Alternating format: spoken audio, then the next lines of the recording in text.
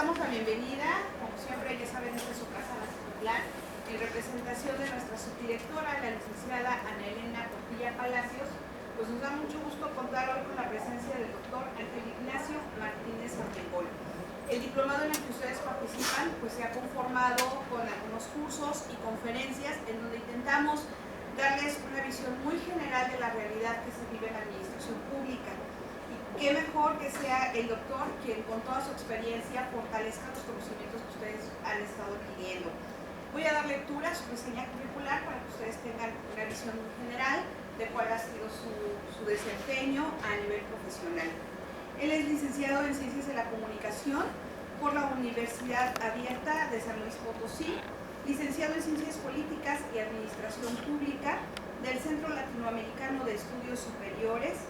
Cuenta con una maestría en Administración Pública por parte del IAP Veracruz y un doctorado en Historia y Estudios Regionales por parte de la Universidad Veracruzana.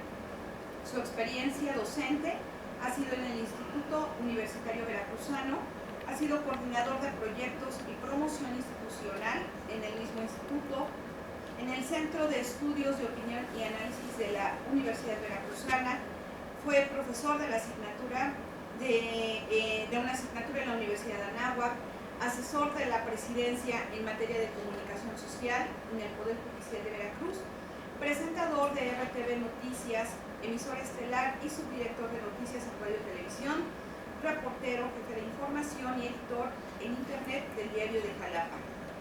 Ha participado en diversos cursos y diplomados, como ha sido diplomado en Nuevas Tecnologías y Procesos Políticos, certificado de comentarista en temas de políticas públicas para radio y televisión y el curso en línea Introducción al Campus Virtual de los que ofrece la Ciutlán. Sin duda, pues su trayectoria como comunicólogo y como egresado de la licenciatura en Ciencias Políticas, pues le da también un panorama muy amplio de cómo la ciudadanía nos ve, de qué tanta información recibe de nosotros y qué tan confiable puede ser esa información. Muchas gracias. Buenos días. Gracias. Buenos días a todas, todos. Bueno, gracias por la invitación.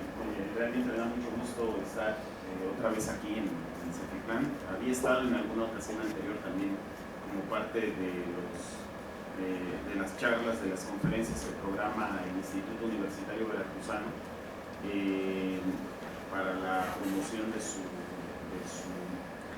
oferta educativa, particularmente la maestría en Administración Pública, de la cual soy profesor también ahí en el IU. Y bueno, en aquella ocasión hablamos también en torno al tema de la administración pública y los procesos electorales que estaban, o que están, mejor dicho, en ciernes en este momento en el país y en el Estado particularmente. Y bueno, en esta ocasión me han pedido hacer algunas reflexiones y traer aquí sobre la mesa el tema de la relación que hay entre administración pública y democracia en México. Lo cual cuando me lo propusieron fue así como que esto, ¿cómo lo vamos a encuadrar? ¿No? Yo he estudiado, digamos, un poco el desarrollo histórico de la administración pública en Veracruz, ¿no? De hecho tengo por ahí algún texto, algún ensayo que preparé hace varios años sobre pues cómo, digamos, se ha ido configurando la administración pública de Veracruz, particularmente de la era postrevolucionaria, es decir, a partir de Heriberto Jara, bueno, en ese entonces el gobernador Herrera. Las cosas han cambiado bastante entonces para acá. Parecería poco tiempo, pero el problema con la administración pública en nuestro país es que cambia seccionalmente. Entonces, estudiarla así, digamos, ¿no? De manera histórica, pues se complica un poco porque cada cambio de administración, pues hay una nueva administración pública también, ¿no? No hay una suerte de continuidad, ¿no? Sino que, pues esto, las dependencias se modifican, cambian sus denominaciones, pero también sus funciones, ¿no? Sus tareas. Áreas que antaño estaban separadas de repente se fusionan, áreas que estaban fusionadas de repente se separan, dependencias que existían dejan de existir, y en fin, digamos, un largo etcétera, ¿no? Pero bueno, entonces, solamente hago una precisión, bueno, dos precisiones respecto de mi currículum que acabo de escuchar. En estricto rigor, el grado de doctor todavía no se me otorga, así que no me gustaría presumir un grado académico que todavía no tengo, digamos, porque luego se mete uno en problemas de falsificación de profesión y eso es muy grave. Estoy por defender mi tesis en el jurado del doctorado en Historia. Yo espero que no pase este mes, porque ya vienen las vacaciones en la Universidad Veracruzana y si me ganan los tiempos será hasta agosto o septiembre quizá cuando ya lo pueda defender, así que me urge un poco así, pero el rigor estricto, digamos, todavía no, falta menos, pero todavía no. En fin, y lo segundo es que, digamos, yo he tenido la oportunidad de trabajar en el sector público también. Sí, he sido funcionario en la administración pública. En el nivel más alto que he tenido es el de director general, particularmente en la coordinación de comunicación social, y de subdirector de área en algunas otras dependencias. Y eso me ha dado la oportunidad también de conocer pues, un poco los vericuetos del funcionamiento de la administración pública, tanto porque lo he estudiado como porque lo he, no sé si vivido o padecido, pero alguno de los dos verbos me sirve para definir un poco cuál ha sido mi paso por la administración pública del estado de Veracruz. Bueno, entonces vamos a plantear algunos temas. A mí me gusta luego provocar con las cosas que digo, y entonces cuando alguien se sienta pues de repente interpelado, anótelo, ¿no? Y al final, cuando yo deje de hablar, pues me pueden a su vez interpelar de lo que yo vaya a decir, ¿ok? Y eso está muy bien porque enriquece de alguna manera el diálogo que vamos a establecer a partir de este momento. Bueno, lo primero que yo planteo en esta presentación, en este texto que he preparado, es que la administración pública es un espacio de poder. Es un espacio de poder que media entre la política y la sociedad. ¿Qué significa esto de que la política es ese espacio del poder que media entre, perdón, que la administración pública es ese espacio de poder que media, es decir, que hace de intermediaria entre la política y la sociedad? Bueno, pues digámoslo así, la política pues es propiamente el mundo de la disputa por el poder, ¿no? De la disputa política, de los partidos, de los candidatos, de los actores políticos, etc. Y la sociedad pues es este conglomerado, digámoslo así, ¿no? Que recibe de alguna manera o padece, dependiendo de cómo se le vea, la acción de ese poder público, la acción o el resultado, ¿no? De las decisiones políticas. Entonces la administración pública, los administradores públicos, que yo entiendo la mayoría de ustedes son eso, o todos, no sé, se dedican a la administración pública, es decir, son administradores de lo público, pues están, digámoslo así, como el jamón en el pan Bimbo, ¿no? O sea, en medio, ¿sí? Ni siquiera con mayonesa o con un poco de lechuga, no, están entre una rebanada de pan y el otro, ¿no? Es decir, están entre, pues los políticos, que son los que están tomando decisiones políticas, a fin de cuentas, y una sociedad que está demandando del poder público la resolución de sus demandas, la resolución de sus problemas. Entonces, en la administración pública se toman decisiones que son muy importantes. Por ejemplo, en la administración pública se diseñan políticas públicas, se diseñan las políticas, ¿sí? Las políticas que van a responder a esas demandas de la sociedad o a esas necesidades que la sociedad le plantea al mundo de la política, ¿sí? Ya sea a través de los canales institucionales que se hayan creado para ello o a través del conflicto político también, ¿sí? Sí. Fíjense estas categorías que yo manejo aquí. La política, cuando hablo de la política me refiero pues al mundo, digámoslo así, de la negociación política, ¿no? A los actores políticos, a los partidos, a los candidatos, digámoslo así. Y cuando hablo de lo político me refiero fundamentalmente al conflicto social, al conflicto de lo político, ¿sí? Lo conflictivo no viene de, digamos, de una concepción que hable, digámoslo así, de una confrontación, ¿no? Se aproxima mucho, pero no solamente se refiere a eso. Cuando hablo del conflicto político, pues me refiero, digamos, a esta tensión inherente, ¿no? Entre la exigencia social por cubrir ciertas demandas, ¿no? Y la incapacidad de la política de procesar esas demandas. Entonces ahí, digámoslo así, donde hay esta tensión. Hola. Hola, ¿cómo estás? Muy bien. Qué gusto verte. Igual, Gabriela, ¿no? Hola. Es que fuimos compañeros. Así es.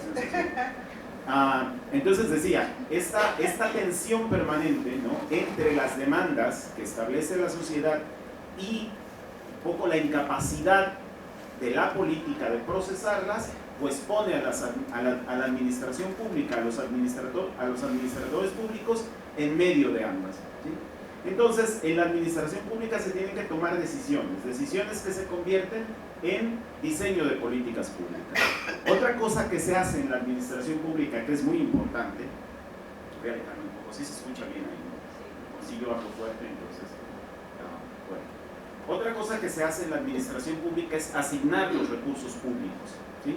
Los recursos del presupuesto público, que no es poca cosa, ¿eh? Que no es poca cosa.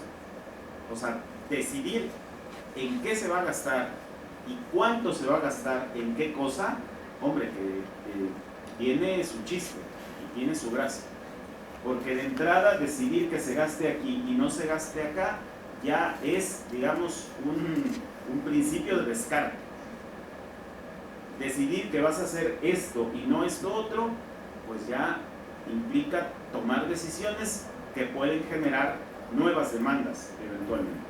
Entonces, es una cuestión muy importante esto de asignar los recursos públicos y eso es parte de lo que hace la administración pública. Otra cosa que hace la administración pública es controlar el gasto. A veces esta parte se nos olvida y somos muy gastalones en la administración pública, ¿sí? Muy gastalones. Pues es que es muy fácil, porque como no es nuestro dinero, pues que se gaste, ¿no? En fin de cuentas, ¿no? Vamos, para eso está. Y además es cierto, para eso está el dinero, para gastarse. En la administración pública, lo que se presupuesta es para gastarse, no es para ahorrar. Así de sencillo. Y lo que se ahorra es para gastarlo en otro lado, no para guardarlo, no sé, en alguna cuenta, no sé, en Londres o algo así, no. No es por ahí. Bien. Es una desgracia, pero parece un chiste, ¿verdad? En fin. Bueno, otra cosa que hacen las administraciones públicas es tomar y ejecutar decisiones. Y fíjense, esto que hace la administración pública es muy importante porque esta toma y ejecución de decisiones afecta nada más y nada menos que a todos los miembros de la sociedad. A todos. Cualquier decisión que se tome en las administraciones públicas o cualquier decisión que se ejecute en la administración pública afecta al conjunto social. Afecta no en un sentido negativo, digámoslo así, ¿no? Sino que, digamos, incide, ¿no? En el destino de una sociedad. Si tú construyes un puente así y no asá, pues eso va a afectar finalmente al conjunto social, porque va a determinar por dónde van a pasar los productos, cómo van a pasar, si pasan más rápido, si pasan después, etcétera, etcétera. ¿Sí? Nada más estoy hablando del puente, o sea, imagínense todo lo demás. Por ejemplo, en la administración del gobernador Chirinos hubo un conflicto, un tema político muy difícil cuando la Secretaría de Salud decidió construir un hospital en Ixhuatlán de Madero, ¿sí? Y no en Chicontepec. Entonces, fue un conflictazo, digamos así, ¿no? Porque la tensión era durísima en ese sentido. Entonces, ¿dónde se toma la mejor decisión? Pues nunca es fácil, nunca es fácil. Pero al final, o sea, lo que hace la administración pública es eso, tomar decisiones. Bueno, la administración pública es, digámoslo así, el instrumento, ¿no? El instrumento desde el cual el poder político realiza las tareas de un gobierno. Es, digámoslo así, la parte más visible del gobierno, la administración pública. Es la más evidente, la que ejecuta las acciones que contribuyen al desarrollo general de una sociedad. Todo lo que hace la administración pública va a incidir en el desarrollo de una sociedad y va a visibilizar al gobierno, digamos. ¿Dónde ve uno que está el gobierno? Pues ahí, en lo que hace la administración pública, ¿no? En una escuela, en un hospital, en una oficina, en un servicio, etc., ¿no? Digamos, a nivel municipal, ¿dónde ves más clara la presencia de la administración pública municipal? Pues en que el camión de la basura pase todos los días, por ejemplo, ¿no? En que el servicio de agua potable no te falle, ¿no? En fin, digamos, ¿no? Hay un montón de cosas concretas que son concretas porque las hacen los administradores públicos, porque las hace la administración pública.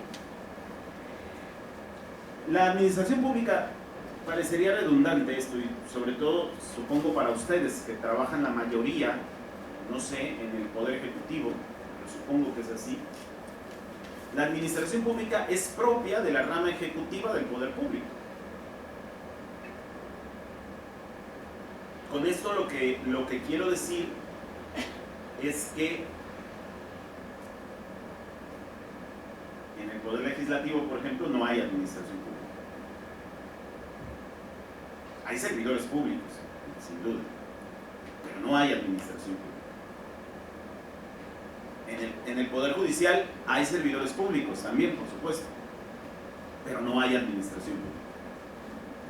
La administración pública es propia del Poder Ejecutivo, donde se concreta la administración de lo público es en la rama ejecutiva del Poder Público. Ahí la dejo de provocación. Entonces, esta rama ejecutiva del Poder Público tiene como función dirigir a la administración pública, ¿sí? Y en un régimen democrático, como el que en teoría tenemos en México, o estamos construyendo en México, ¿sí? En un régimen democrático, la administración pública, su actuar, la actuación de la administración pública se basa fundamentalmente en dos principios. El principio de igualdad, es decir, que todos los ciudadanos, ¿no?, de esta colectividad social somos iguales, y el principio de universalidad, es decir, que todo lo que se hace en la administración pública es para todos. Entonces, esos son los dos principios en los que se basa la actuación de la administración pública: la igualdad entre todos y la universalidad. Es decir, toda decisión que se toma en la administración pública es para tratar como iguales a todos y para afectar por igual a todos. Piensen, por ejemplo, en los impuestos, ¿no? Los impuestos se instituyen y se cobran en igualdad de condiciones para todos. Y un principio es que son universales para todos. Uno paga IVA, por ejemplo, pues en la tasa del 16%, lo mismo si compras, no sé, una cerveza, unos cigarros, y quien quiera que lo compre paga lo mismo. No sé si me explico, ese es el principio de universalidad. Todos estamos en condición de pagar el mismo impuesto, ¿sí? Y el de igualdad, pues esto, pues que nos tratan como iguales a todos, libres e iguales, es el principio del liberalismo democrático. Una sociedad está formada por ciudadanos que son libres e iguales, ¿no?, ante la ley. En palabras de Robert Dahl, un teórico de la democracia, de la teoría democrática, el gobierno democrático se distingue de otros gobiernos por su capacidad para hacer frente a las preferencias y demandas de los ciudadanos sin establecer diferencias entre ellos. Es decir, la idea del gobierno democrático es que atenderá las preferencias y demandas de los ciudadanos sin darle mayor peso a unos que a otros, por condición social, económica, política, etc., ¿no? Si el principio democrático es ese, pues como todos somos iguales, no hay preferencias por unos o por otros. Habrá sin duda grupos que tengan mayor capacidad de interlocución frente a un gobierno que otros, pero en teoría, digámoslo así, el gobierno democrático atenderá una necesidad social independientemente de las presiones de grupos específicos. La atenderá bajo el principio de que no puede haber diferencias entre un grupo u otro, sino de que a todos se les atiende por igual. Entonces, por ejemplo, esto es muy común, sobre todo cuando se canaliza el conflicto político, ¿no? Si va un grupo a manifestarse a la Plaza Lerdo, pues saldrá, no sé, un cuerpo de funcionarios del área de gobernación a ver qué pasa, ¿no? A ver quiénes son, qué demandan, etc. Y si viene otro grupo, pues igual a plantear demandas, pues no porque estos sean amarillos se les va a tratar con algodón y aquellos sean rojos se les va a agarrar a garrotazos. No sé si valga aquí el ejemplo un poco burdo, digamos, ¿no? Cualquier parecido con la realidad es mera coincidencia, no tiene nada que ver, estoy hablando a nivel puramente teórico, ¿no? En un régimen democrático, huelga decir, ¿no? Huelga decir que en un régimen democrático estamos hablando de un sistema político en el que la distribución del poder se realiza, la distribución del poder público, ¿no? Se realiza mediante procedimientos y normas que son aceptadas por todos los actores, ¿sí? Es decir, ese es un, digamos, esa es la base de la cual se parte para hablar de que si estamos o no en un régimen democrático. Primero que nada, los procedimientos, ¿no? Las normas en la distribución del poder han sido previamente pactadas por todos y han sido en ese sentido aceptadas por todos, ¿no? Es decir, por ejemplo, las reglas electorales. Las reglas electorales tienen que ser pactadas por todos los actores. Habrá algún actor que esté más o menos de acuerdo con cierta regla, pero al final la terminan por aceptar, porque eso es parte del juego democrático, ¿sí? Si algún actor no está de acuerdo con las reglas y procedimientos, pues entonces se sale del juego democrático. Y entonces deciden, no sé, irse a la guerrilla, irse a, digamos, a buscar obtener el poder político por otras vías, pero no por las vías que han sido pactadas, digámoslo así, para acceder a la distribución del poder público. ¿Sí me explico? La democracia es eso, así de sencillo. Un pacto, digámoslo así, un acuerdo entre élites para ver cómo se distribuyen el poder público, ¿sí? Estos procedimientos además tienen una característica: la renovación del poder público tiene que realizarse de manera periódica y continua. Es decir, cuando se distribuye el poder no es una vez y para siempre, porque entonces no estaríamos en una democracia, ¿están de acuerdo? Estaríamos en otra cosa, una dictadura, por ejemplo, no sé, ¿no? En otro tipo de sistema. Entonces esas reglas, esa distribución del poder se tiene que repartir y se tiene que renovar de manera periódica, cada 3 años, cada 4 años, cada 6 años, como sea, digamos así, ¿no? Habrá situaciones de excepcionalidad, como por ejemplo la actual gubernatura de 2 años, ¿no? Que a muchos actores políticos ciertamente no les gustó, ¿no? Y trataron por vías legales e institucionales de impugnarla. Al final se resolvió que pues estaba bien, y entonces los actores que habían estado, digamos, inconformes dijeron, bueno, pues ya, ¿no? Le entramos, no queda de otro, ¿sí? Sí, un poco a regañadientes, pero tuvieron que entrar. Por cierto, me estaba yo acordando, bueno, no es cierto, Facebook me recordó ayer, precisamente, que hace 3 años, ¿no? La Suprema Corte resolvió la constitucionalidad de la gubernatura de 2 años, y entonces, digamos, ayer hizo 3 años que en la última instancia, digámoslo así, que podía echar abajo la reforma constitucional, le dio, vamos a decirlo así, carpetazo y dijo, esto está bien. Y entonces ya los actores políticos que habían estado en contra de esta decisión que se tomó, pues al final dijeron, bueno, pues cumplo, ¿no? Y acato, aunque no esté de acuerdo. pero no se salieron del juego democrático, digamos, ¿no? Ahí es donde uno ve, digamos, esta parte del régimen democrático. Bien. Ahora bien, esta renovación, fíjense, esta renovación de los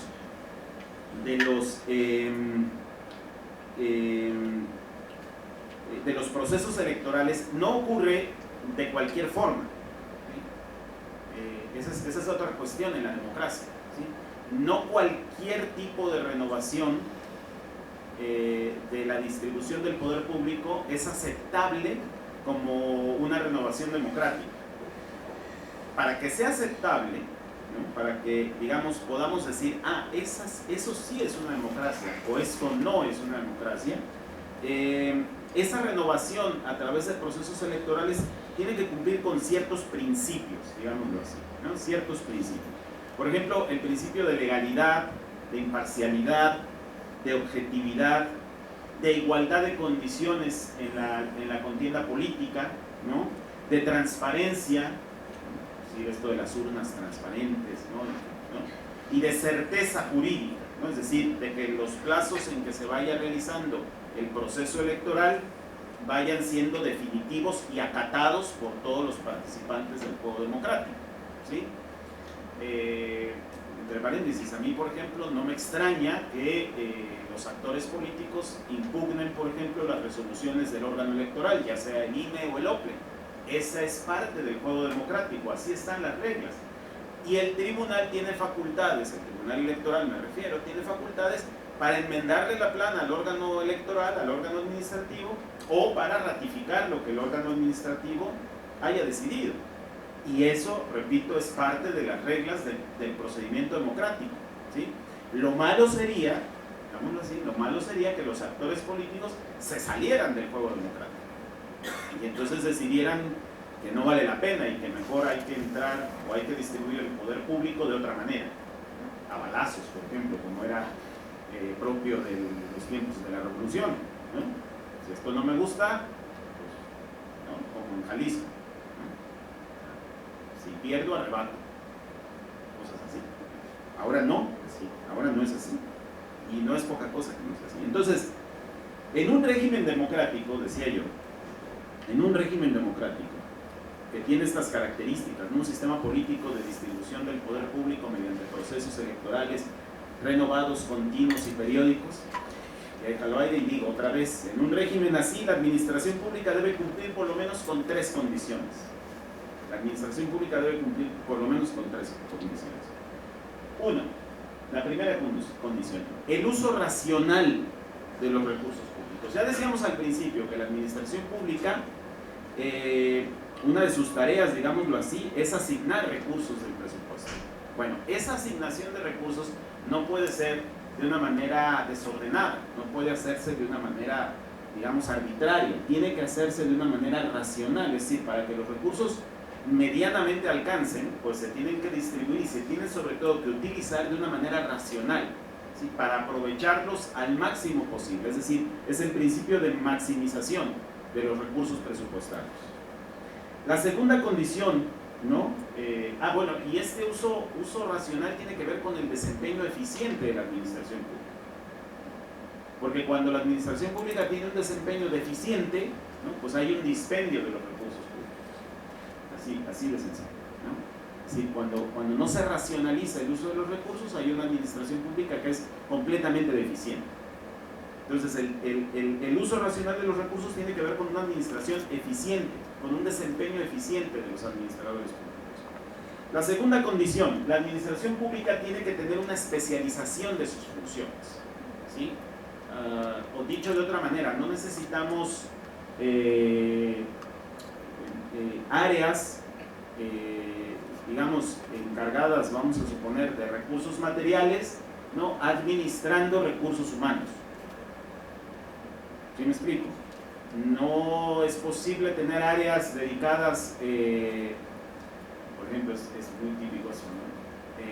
Al área informática, ¿no? Al área de las redes y de todas estas cuestiones, abocados, no sé, a sacar la nómina, que no es su tarea, ¿no? O sea, a lo mejor pueden apoyar al área de nóminas en la parte técnica, ¿no? En software o en estas cuestiones, pero no están para estar, ¿no?, arreglando los problemas de la nómina. Entonces, la especialización de funciones tiene que ver con esto y tiene que ver también con otro concepto que más adelante trataré de abordar un poquito más. La contratación basada en el mérito de las personas que van a formar parte de la administración pública. Repito, la especialización de funciones en la administración pública pasa por la contratación basada en el mérito de las personas que formarán parte de las administraciones públicas. Y ahí lo dejo también como provocación. Y la tercera cosa, la administración pública en un régimen democrático tiene que estar sujeta al control del poder legislativo. Es decir, porque alguien tiene que controlar, digámoslo así, a la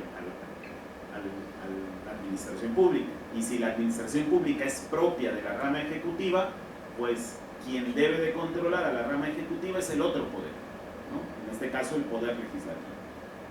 A las cámaras, por ejemplo, pero a las cámaras, digamos, en el Congreso Federal, a la de diputados y a la de senadores. Pero también, por ejemplo, en la administración pública federal, quienes controlan a la administración pública son los poderes locales, sobre todo en materias como la distribución de competencias. El gobierno federal tiene competencias muy específicas en las cuales los gobiernos locales no se pueden meter, pero a su vez hay ciertas competencias que son exclusivas de los gobiernos de los estados, donde la administración pública federal no se puede meter o no se debe meter, aunque a veces se meta, ¿no? Así, hasta la cocina, ¿no?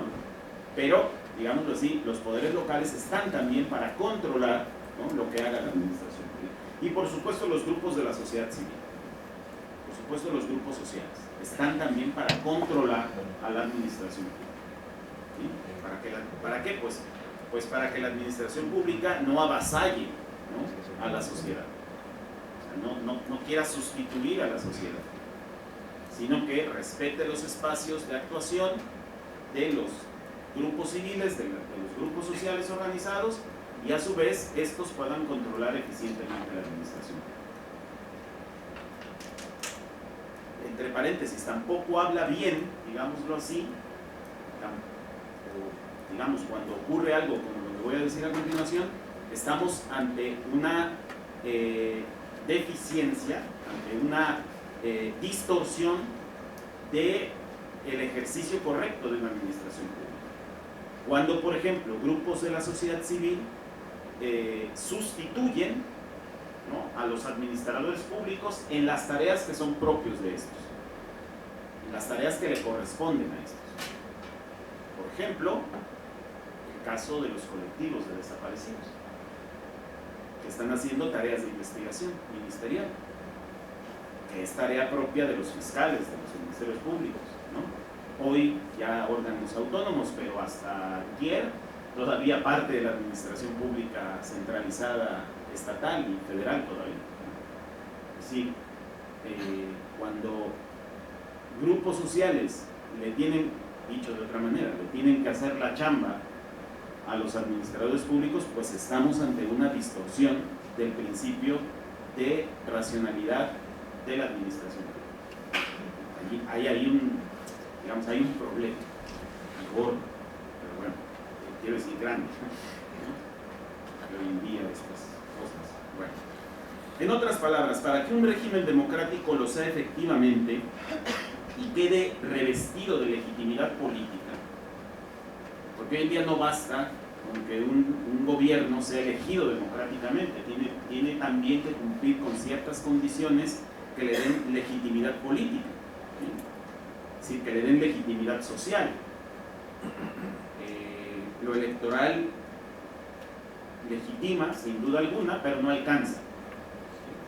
Los gobiernos se legitiman en el ejercicio de sus funciones, y entonces, ¿quién le da esa legitimidad política a los gobiernos? Pues las administraciones públicas, porque el ejercicio continuo del poder lo realizan las administraciones públicas.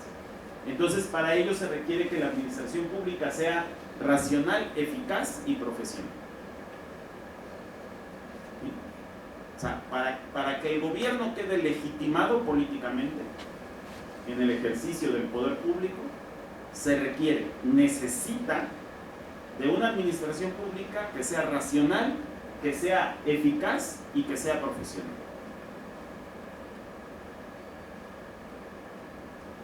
En ese sentido, una administración pública que responda con eficiencia a las demandas y a la prestación de bienes y servicios de los ciudadanos. Y para ello, fíjense, se requiere que el aparato público, que la administración pública, profesionalizado, esté regido por normas y reglas muy claras y muy vinculantes a la sociedad. Reglas del juego formales, pero también informales. El problema es que en nuestro país la administración pública se ha regido históricamente por más reglas informales que por reglas formales. O sea, más por componendas y por arreglos, digamos, bajo la mesa, que por reglas formales claramente establecidas.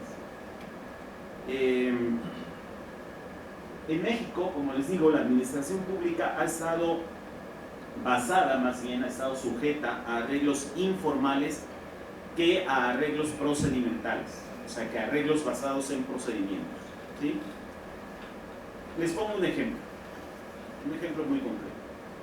El ingreso, el acceso, la incorporación e incluso el ascenso en la administración pública, en cualquier nivel, federal, estatal o incluso ahora municipal, no está sujeta de manera general, algunas áreas por ahí, pero esto es muy reciente apenas, no está sujeta, por ejemplo, a principios de oposición, mérito, evaluación y permanencia. No está sujeta a eso. Más bien, ¿no? El ingreso, la incorporación a las administraciones públicas ha